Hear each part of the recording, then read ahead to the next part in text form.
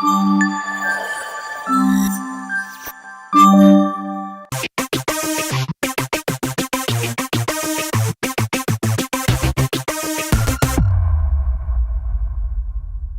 మళ్ళీ నమస్కారం.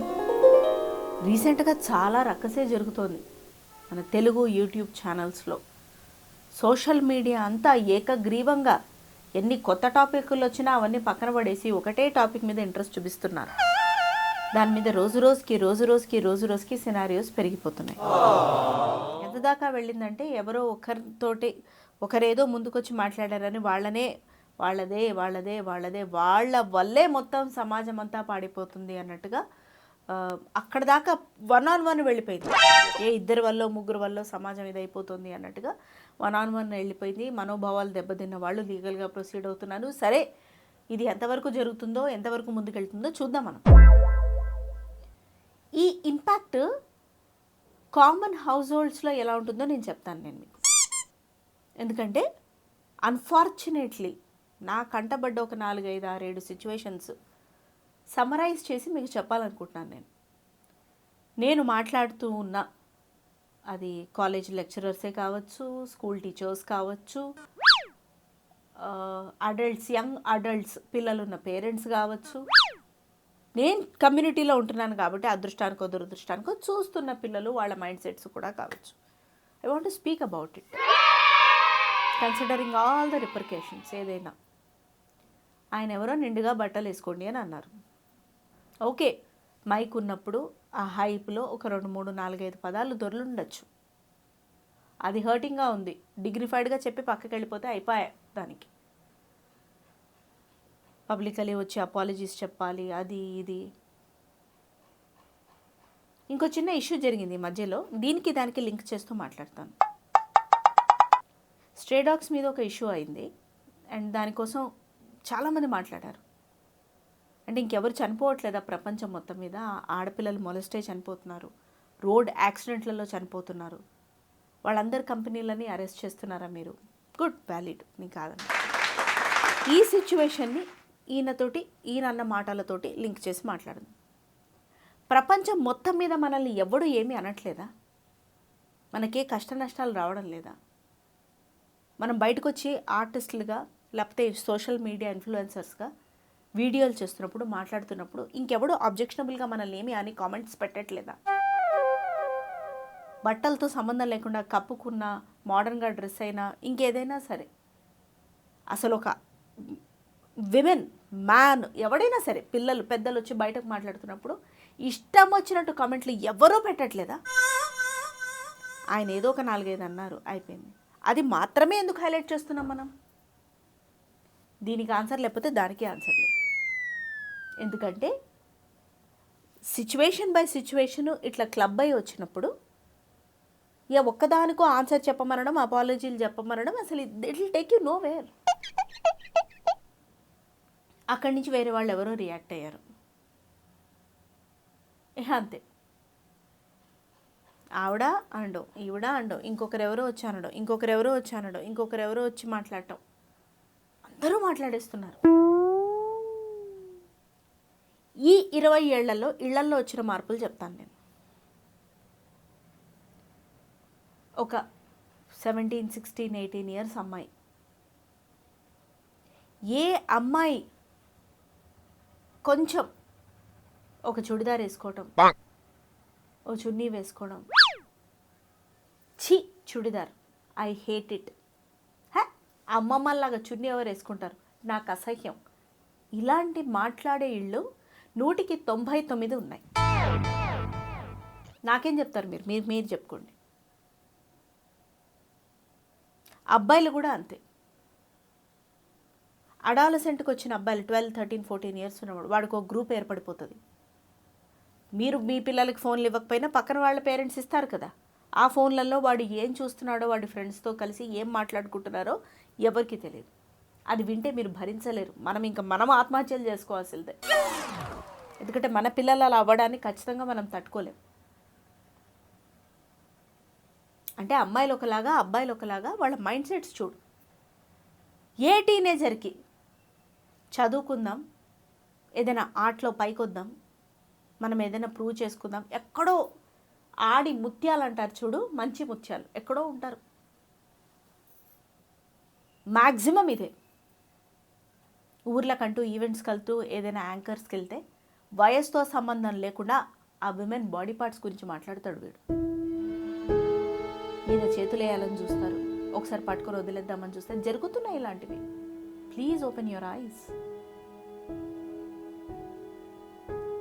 ప్రత్యక్షంగానో పరోక్షంగానో ఇట్లా మాట్లాడే ప్రతి ఒక్కరూ దీనికి కారణమే. ప్రవోక్ చేస్తూ ఏదీ చేయకూడదు. ఎవ్వడు మనకి చెప్పడు ఇలా ఉండు, ఇలా చెయ్యి, ఇలా బతుకు, ఇలా చచ్చిపో. మనకే అవగాహన ఉండాలి. ఒకవేళ తెలియక చేసినా తెలుసుకున్న తర్వాత దాన్ని ఆపేసే మెంటల్ మెచ్యూరిటీ కూడా ఉండాలి. తప్పులు అందరం చేస్తాం, పొరపాట్లు ఎందుకు చేయం? అది ఒప్పుకునే హుందాతనం కూడా ఉండాలి. అంతేగాని నాది, నేను, అందరూ అట్లాగే తయారవుతున్నారు ఇప్పుడు, ఆడపిల్లలు కానీ మగపిల్లలు. నా ఇష్టం, నా లైఫ్, నేను ఏదైనా చేస్తా, నా ఇష్టం, నా బాడీ నేను చూపిస్తా, చూసుకొని వాడిని. ఇదే అండి, ఇలాగే ఉన్నారు, ఇట్లా మాట్లాడుతున్నారు. ఇమాజిన్ ఒక 15, 16, 17 ఇయర్స్ పాప వచ్చి అట్లా మాట్లాడుతుంటే ఆ తల్లి తండ్రి లేకపోతే ఇంట్లో ఉన్న అమ్మమ్మలు నానమ్మలు ఎట్లా దీన్ని మార్చాలి, అరే ఎట్లా కాపాడుకోవాలని ఎట్లా ఫీల్ అవుతారు? ఆ ఆవేదనతో సంబంధం లేదా? ప్రత్యక్షంగానో పరోక్షంగానో మనం ఎవ్వరికీ కారణం కావట్లేదా?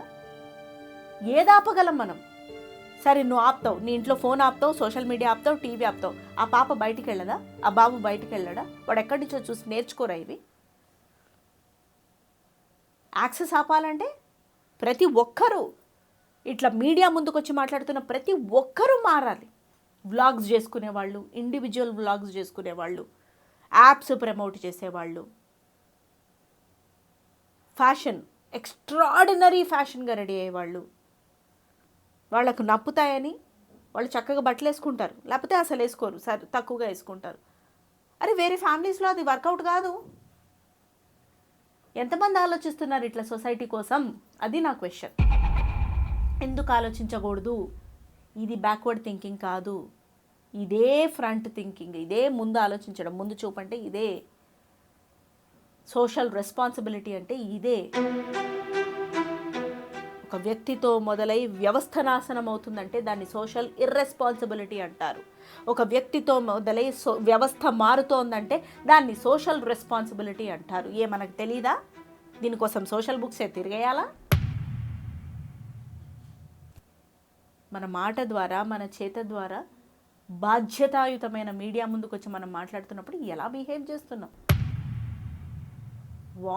ఏమైంది తప్పు ఒప్పుకోవడానికి?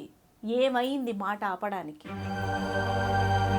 ఎందుకు ఒక ఇష్యూని పట్టుకొని, ఒక ఇష్యూ అయిపోతే ఇంకో ఇష్యూని పట్టుకొని సాగదీస్తున్నాం? ఎవ్వరూ మాట్లాడారు టీనేజ్ పిల్లల మైండ్ సెట్స్ గురించి, ఎవ్వరూ మాట్లాడారు వాళ్ళు ఏం గోత్రు అవుతున్నారని, ఎవ్వరూ మాట్లాడారు 25, 30 years women influencers or man influencers ఆ సోషల్ మీడియా ప్రపంచంలో ఊబిలో పడిపోయి తమ పిల్లల్ని, సంసారాల్ని ఎట్లా నెగ్లెక్ట్ చేస్తున్నారు, భార్యలు భర్తలను ఎట్లా చంపేస్తున్నారు, తల్లులు పిల్లలు ఇట్లా బావిలోకి దింపి మరి రీల్స్ ఎట్లా చేస్తున్నారు. ఎవరు నోబడీ టాకింగ్. ఇవి కావా అండి ఇష్యూస్? బట్టలు ఒకటే ఇష్యూనా? ఇవి ఏవి కావా ఇష్యూస్? ఎంతమంది పిల్లలు స్కూల్లో టీచర్స్ అనే మృగాల చేతుల్లో తమ చైల్డ్హుడ్ని కోల్పోతున్నారు, అబ్యూజ్, అజాల్ట్కి గురవుతున్నది. ఎవరెందుకు మాట్లాడారు? ఏదైనా ఇష్యూ జరిగినప్పుడు రియాక్ట్ అవుతారు, 4 రోజులు ఇంటర్వ్యూలు పెట్టేస్తారు, 5వ రోజు కథం. ఇది ఎలా ఆపాలో ఎవరెందుకు చూడరు? ఏది సేఫ్టీ? ఏది? సరే ఆ క్రైమ్ చేసేవాడి మైండ్ సెట్, దానికి తగ్గట్టు నిన్ను నువ్వు ఎలా జాగ్రత్త పరచుకోవాలి అని ఆడపిల్లలకి ఎవరెందుకు రిపీటెడ్గా చెప్పరు? చెప్పినా ఈ పిల్లలు ఎందుకు అర్థం చేసుకోరు? ఇదే టీనేజ్ పిల్లలు ఇదే సోషల్ మీడియాలో జరుగుతున్న ఇట్లాంటి క్రైమ్స్ని చూస్తారు కదా, మాకేం కాదు మేం సేఫ్ అని ఎందుకు భ్రమలో బతుకుతారు? గాడ్ ఫర్బిడెన్ అట్లాంటి సిచ్యువేషన్ నీకు ఎదురైతే రేపు నువ్వు ఎలా జాగ్రత్త పడాలి, ముందు నుంచి ఎలా జాగ్రత్తగా ఉండాలి, అట్లాంటి వాళ్ళ దృష్టిలో పడకుండా ఎలా ఉండాలని ఎందుకు ఎవ్వరూ ఆలోచించరు? గొప్పవాళ్ళు నిజంగానే పర్సనల్గా నాకు నచ్చిన విషయం దొంగ చేతికి తాళం ఇవ్వడం కన్నా ఇంట్లో వాళ్ళని సేఫ్గా ఉండడం మీద నేను చూస్తాను. అంతే. అక్కడ ఏం చేస్తున్నారు, వాళ్ళకున్న అంటే ఇన్ ద సెన్స్ కొంతమందికి ఉన్న బలహీనతని చెప్తున్నారు అబ్బాయిలు, మగజాతి. ఎందుకు ఇంట్లో వాళ్ళు అమ్మాయిలు సేఫ్గా ఉండాలి అని కూడా చెప్తున్నారు, విచ్ ఇస్ వెరీ ప్రాక్టికల్.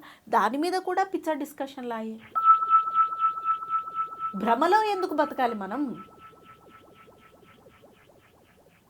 ఒక స్టేచర్లో ఉన్న వాళ్ళకి చెల్లుతుంది ఏదైనా, అందరికీ చెల్లదని అందరూ ఎప్పుడు అర్థం చేసుకుంటారు. ఎస్పెషలీ అడాలసెంట్, టీనేజ్ 20, 21, 25, 30 లోపల పిల్లలు వాళ్ళ పేరెంట్స్ అయితే నరకయాతన అనుభవిస్తున్నారు. ఎందుకన్నా కన్నామా అని విధి లేక బలవంతంగా పెంచుతున్నారు, ఏమీ చెయ్యలేక. ఇట్లాంటి వాటి మీద ఇంట్రెస్ట్ ఉంటుంది, చదువుల మీద ఇంట్రెస్ట్ ఉండదు. టీచర్ చెప్పని చెప్పకపోని నీకు ఇంగ్లీష్ వచ్చి చస్తుంది కదా, చదువుకుంటే ఒక 10 సార్లు అది ఎక్కదా? సమ్ము అర్థం చేసుకుంటే ఎక్కదా? ఇదే సోషల్ మీడియా యూట్యూబ్లో ఏ సమ్ము ఎట్లా సాల్వ్ చేయాలో విపరీతమైన వీడియోస్ ఉంటాయి, బేసిక్ డివిజన్తో సహా. చూడాలనుకుంటే ఈ పిల్లలు మాత్రం అది చూడలేరా? సొంతంగా చదువుకొని పైకి రాలేరా? సరే, లెక్చరర్స్ చెప్పట్లేదు, లెక్చర్స్ సరిగ్గా అవ్వట్లేదు, కాలేజీలు వాళ్ళు ఫీజులు దొబ్బేస్తున్నారు, ఓకే. చదువు ఎందుకు రాలేదు, మార్క్స్ ఎందుకు రాలేదంటే అందరి పిల్లలు ఇదే రీజన్ చెప్తారు, వాళ్ళు సరిగ్గా క్లాసులు చెప్పట్లేదు. ఇదే యూట్యూబ్లో అదే మ్యాథ్స్, అదే ఫిజిక్స్, అదే కామర్స్, అదే సబ్జెక్ట్స్కి సంబంధించి ఎన్ని వీడియోస్ ఉంటాయి, నువ్వెందుకు చూడవు మరి? ఎందుకు అబ్జెక్షనబుల్ కంటెంటే చూస్తావు? ఎందుకు అడల్ట్ కంటెంటే చూస్తావు? ఎందుకు ఇట్లాంటి హాట్ డ్రెస్సెస్ వేసుకోవడం ఎట్లాగా, ఎందుకు ఇలాంటివే ఎందుకు చూస్తావు? What are you revealing by showing your private part? LKG UKG స్టూడెంట్స్కి తెలుసు కదా, సోషల్ మీడియాను వదిలే, ఇన్ఫ్లుయెన్సర్స్ వదిలే, నేను కామన్ పీపుల్, ఆడపిల్లలు, అబ్బాయిలు, వీళ్ళ గురించి మాట్లాడుతున్నాను. అరే వాళ్ళు అట్లా చూపించినా నేను చూడకూడదు అని అబ్బాయి ఎందుకు అనుకోడు? అరే ఇది నా ప్రైవేట్ పార్ట్, పబ్లిక్గా చూపించకూడదని అమ్మాయి ఎందుకు అనుకోదు? అరే వాడు అట్లా మింగేసి అలా చూస్తుంటే జుగుప్సాకరంగా ఉంది, నేను వీలైనంత నీట్గా డ్రెస్ చేసుకోవాలి, మరి బాడీ హగ్గింగ్ కాదు, ప్రెజెంటబుల్గా ఉండాలి. ఓకే, ట్రెడిషనల్గా ఉండలేకపోయినా మీకు అది బోరింగ్గా అనిపిస్తే ప్రెజెంటబుల్గా ఉండాలి నేను ఎందుకు అనుకోరు? అండ్ ట్రెడిషనల్ అంటే బోరింగ్ అనేది అసలు ఫస్ట్ తల్లిదండ్రులు ఇట్లాంటి మైండ్ సెట్స్ మారితే కానీ పిల్లలు మారరు. ఎంతమంది మదర్స్ అండి ట్రెడిషనల్గా ఉండడం బోరింగ్ అని 30s, 40sలో ఉన్న వాళ్ళు ఎంతమంది అనుకుంటున్నారు? అట్లా ట్రెడిషనల్గా ఉండే తోటి లేడీస్తో ఫ్రెండ్షిప్స్ కూడా మానేసే వాళ్ళు ఉన్నారు, అవుట్డేటెడ్ అని వాళ్ళ మీద జోకులు వేసుకునే వాళ్ళు ఉన్నారు. మీ పిల్లలు విని మారరా? మీకు అగెయిన్స్ట్గా ఈ వెపన్ యూజ్ చేయరా? ఏం చెప్తున్నారు మీరు సొసైటీకి? అదే మన ఇంటి దాకా వచ్చేసరికి మనకు సమస్య. ఊళ్ళో ఉన్న వాళ్ళ గురించి మనం చాలా మాట్లాడతాం అన్నమాట. ధర్మ చిన్న కానీ పెద్ద కానీ ధర్మ పాటిస్తే మనకి మంచి, పాటించకపోతే ధర్మం తన పని తాను చేసుకుంటూ వెళ్ళిపోతుంది. ధర్మం దృష్టిలో చిన్న లేదు పెద్ద లేదు. ఇప్పుడు ఒక కరెంటు వైర్ ఉంది, మొత్తం వివరం తెలిసిన 25 ఏళ్లవాడు దాన్ని పట్టుకోకూడని చోట పట్టుకుని, లేకపోతే దాని ప్లగ్లో వేలు పడితే షాక్ కొడుతుంది. ఏవీ తెలియని సంవత్సరంన్నర పిల్లాడు వెళ్ళి వేలు పెట్టినా షాక్ కొడుతుంది. అంటే ఇక్కడ మారాల్సింది నువ్వు, వివరం తెలుసుకోవాల్సింది నువ్వు, ప్లగ్ కాదు. Please, this law applies to everything. అందరూ చదువుకోమని చెప్తారు అంటారు, చదువు తప్ప నీకేం వ్యాపకం ఉంది నాకు చెప్పు నువ్వు. ఇది నేను చాలా వీడియోస్లో చెప్పాను, మళ్ళీ చెప్తాను, ఎందుకంటే మారట్లేదు సమాజం కాబట్టి. ఒక్కరు మారినా నాకు పర్పస్ సాల్వ్ అయిపోతుంది కాబట్టి. ఏం వ్యాపకం ఉంది? ఒక 10 years నుంచి 20-22 years వరకు మేజర్గా చదువు తప్పితే నీకు ఇంకా నీ బ్రెయిన్ని నువ్వు ఎలా ఎంగేజ్ చేసుకోగలవు నాకు చెప్పు. చదవటం, చదివిన తెలివిని ఏదైనా సృష్టించడంలో ఉపయోగించటం, కన్స్ట్రక్టివ్ థింగ్స్, మళ్ళీ డిస్ట్రక్టివ్ థింగ్స్ కాదు ప్లీజ్. ఏదైనా విద్య నేర్చుకోవటం, నిన్ను నువ్వు మౌల్డ్ చేసుకోవడంలో తప్ప నీకు ఏం పని చేసేది ఉంది? అది కూడా చేతకాదంటే ఎట్లా నమ్మాలి? గోల్డ్ పెంచుకోవటానికి, దానికి రంగులు వేసుకోవటానికి, షార్ట్స్ వేసుకోవడానికి, ఒక కెంట్రికి కనిపించిన దాన్ని పీకేసి షేవ్ చేయడానికి, కటింగ్స్ చేయించుకోవడానికి, లేయర్స్ కట్స్ చేయించుకోవడానికి, అబ్బాయిలు అయితే హైఫైగా డ్రెస్ అవ్వటానికి, గ్యాడ్జెట్స్ వాడటానికి. మరి గ్యాడ్జెట్స్ వాడాలన్నా కూడా నీకు ఆ గ్యాడ్జెట్ గురించి తెలియదు కదా, చదివి దాన్ని అసెంబుల్ చేసి మరీ వాడతావు చాలా సందర్భాల్లో. అందులో వచ్చిన తెలివి నీ పుస్తకం చదివి రాసి మార్క్స్ తెచ్చుకోవడంలో ఎందుకు రాదు? ఎడ్యుకేషన్ సిస్టమే రాంగ్ అంటే దేనికి అగేన్స్ట్గా ఫైట్ చేస్తావు నువ్వు ఇప్పుడు? Either wrong or right, either India or overseas, you have to study. అక్కడ అప్రోచ్ కొంచెం డిఫరెంట్ ఉంటుంది, ఇక్కడ ఇంకొంచెం డిఫరెంట్గా ఉంటుంది. యాక్సెప్టెన్స్ లేదు బేసిక్గా. యూత్ అంటే యాక్సెప్టెన్స్ లేకపోవటం, ఈగోకి పోవటం. అందుకే పెద్ద బూత్ అయిపోయింది ఈరోజు యూత్. నెక్స్ట్ జనరేషన్స్ సరే సరే, ఇది కదా మనం ఇచ్చేది. నెక్స్ట్ జనరేషన్స్ ఏముంది, ఇవి చూసి ఇంకా పాడేసేస్తాయి. So being a influencer, being a socially responsible person, being a media person, whatever you talk, tweet, wear, do or don't do, responsibility ప్రతి ఒక్కరికి ఉండాలి, ప్రతి సంస్థకి ఉండాలి, ప్రతి మీడియా రిలేటెడ్ ఆర్గనైజేషన్కి ఉండాలి, ప్రతి ఒక్కరికి ఉండాలి. At the same time individual responsibility కూడా ఉండాలి. ఏ ఒక్కడు రెస్పాన్సిబిలిటీ తప్పినా, తమ ధర్మం మరిచినా, తమ బాధ్యత విస్మరించి ప్రవర్తించినా ఇండివిజువల్స్ కాదు, సమాజమే భ్రష్టు పట్టిపోతుంది. మరి ఈ భ్రష్టు పట్టిన సమాజాన్ని దులిపే వాళ్ళు ఎప్పుడు వస్తారో, మారుతుందో లేదో పెద్ద క్వశ్చన్.